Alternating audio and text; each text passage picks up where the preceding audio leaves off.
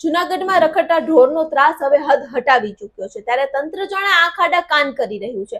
શહેરના મુખ્ય વિસ્તારો હોય કે પછી ગલી મોહલ્લા, હરેક જગ્યાએ જે ગાયો છે તેના અડ્ડા જામેલા પડ્યા છે। સ્થિતિ એટલી હદે દયનીય બની ગઈ છે કે વાહન ચાલકોએ ચાલુ ડ્રાઇવિંગે ગાડી બંધ કરીને ત્યાંથી ગાયને ખસેડવી પડે છે અને ત્યારબાદ જ તે આગળ વધી શકે છે। સ્થાનિક લોકો દ્વારા, વાહન ચાલકો દ્વારા ઘણી વખત મહાનગરપાલિકામાં લેખિત અને મૌખિક રજૂઆતો કરવામાં આવી છતાં પણ કોઈ પણ જાતનું એક્શન લેવામાં આવ્યું નથી અને અમુક જાગૃત જે નાગરિક છે તેમના દ્વારા અનેક વખત અવાજ પણ ઉઠાવવામાં આવ્યો છે, પરંતુ અહીં જાણે તંત્રના પેટનું પાણી હલતું જ નથી। મહત્વની વાત અહીં એ છે કે ગુજરાત હાઈકોર્ટ પણ રખડતા ઢોરના મુદ્દે અનેક વખત કડક વલણ અપનાવી ચૂક્યું છે અને હાઈકોર્ટે સ્પષ્ટ કર્યું છે કે માત્ર કાગળ પર કાર્યવાહી બતાવીને કામ નહીં ચાલે, પરંતુ વાસ્તવિકતામાં આજે રખડતા ઢોર મુદ્દેનો આજે સમસ્યા છે તેનો ઉકેલ લાવવો જોશે। પરંતુ અહીં જૂનાગઢની સ્થિતિ જાણે જેસે થે વૈસે જેવી જ રહી ગઈ છે। રોજબરોજ અકસ્માતનું જોખમ વધી રહ્યું છે, છતાં પણ તંત્ર દ્વારા કોઈ પણ જાતના નક્કર એક્શન લેવાયા હોય તેવું નજરે નથી પડી રહ્યું। હવે તંત્રની આ ઘોર બેદરકારી સામાન્ય લોકોના જીવ પર ભારે પડી રહી છે। ત્યારે હવે અહીં સવાલ એ ઉભો થાય છે કે જો કોઈ પણ જાતનો અકસ્માત બનશે અથવા તો કે કોઈ નિર્દોષ વ્યક્તિ તેનો ભોગ બનશે તો જવાબદારી કોની રહેશે? નાગરિકોની સુરક્ષા પ્રત્યે આટલી મોટી બેદરકારી ક્યાં સુધી ચલાવી લેવામાં આવશે? ત્યારે આ અંગે હવે મહાનગરપાલિકાના વિરોધ પક્ષના નેતા લલિતભાઈ શું કહે છે તે સાંભળીએ। લલિત બરસાણા, વિપક્ષ નેતા, મહાનગરપાલિકા જૂનાગઢ।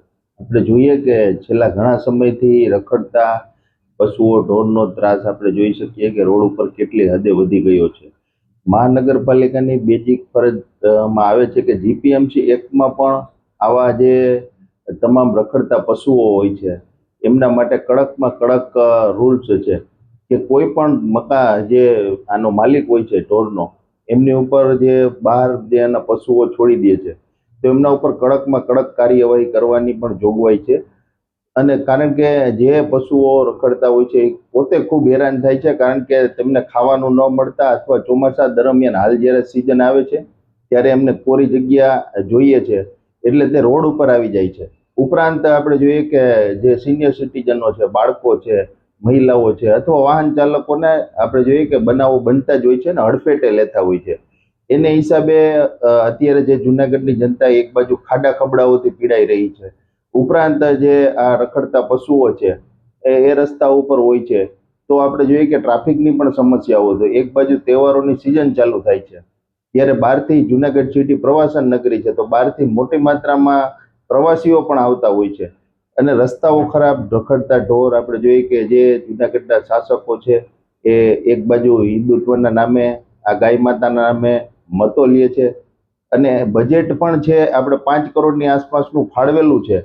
દર વર્ષે આપણે જોઈએ કે 4 થી 5 કરોડ બજેટ ફાળવવામાં આવે છે, છતાં પણ આપણે જોઈએ કે રખડતા પશુઓ રોડ ઉપર, પશુઓ પણ હેરાન થાય છે, લોકો પણ હેરાન થાય। ખરેખર આ પશુઓને જે મોટી મોટી ગૌશાળામાં એમાં પણ કરોડોનો ખર્ચ કર્યો છે તેમને રાખવા માટે, તો ત્યાં શા માટે નથી રાખતા? શા માટે એમને લઈ જવામાં નથી આવતા?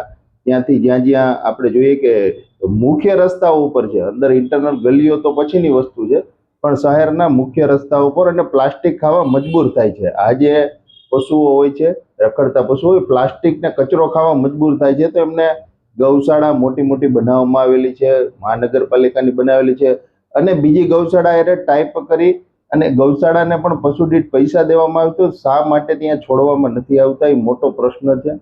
અને આવી રીતના આપણે જોઈએ કે જૂનાગઢના જે શાસકો છે એ કોઈ પણ બાબતે આપણે જોઈએ કે યોગ્ય રીતે કાર્યવાહી કરી નથી શકતા અને લોકો આને હિસાબે હેરાન થઈ રહ્યા છે। લોકો ટેક્સ ભરે છે, ઉપરાંત આવી જે સમસ્યાઓ છે એ જે પ્રાથમિક બેઝિક સુવિધાઓ માટે જ નગરપાલિકાનું ગઠન કર્યું છે, ત્યારે આવું જો કાર્ય ન થઈ શકે તો શાસકોએ ખરેખર ડૂબી મરવું જોઈએ, કારણ કે જે પશુઓ છે એ ચોમાસા દરમિયાન પણ હેરાન થતા હોય છે। એટલે આ બાબતે કમિશનરશ્રી હવે પોતે જાતે આ બાબતે થોડી કડક કાર્યવાહી કરી અને આગામી સમય ચોમાસું અને પશુઓનું પણ યોગ્ય રીતે ગૌશાળા ખાતે સ્થળાંતર કરી એમને પણ યોગ્ય જગ્યાએ મળે એટલે અને રાહદારીઓને ચાલવા લાયક રસ્તાઓ તહેવારો દરમિયાન પણ મુશ્કેલી ન પડે એવી કાર્યવાહી કરવા અમારી માંગ છે। ગાય આપણી માતા છે ને, તેના માટે સન્માન છે, પરંતુ તેને આ રીતે રસ્તા પર રેડિયા ઢોરની જેમ મૂકી દેવી એ વળી કેટલું યોગ્ય છે?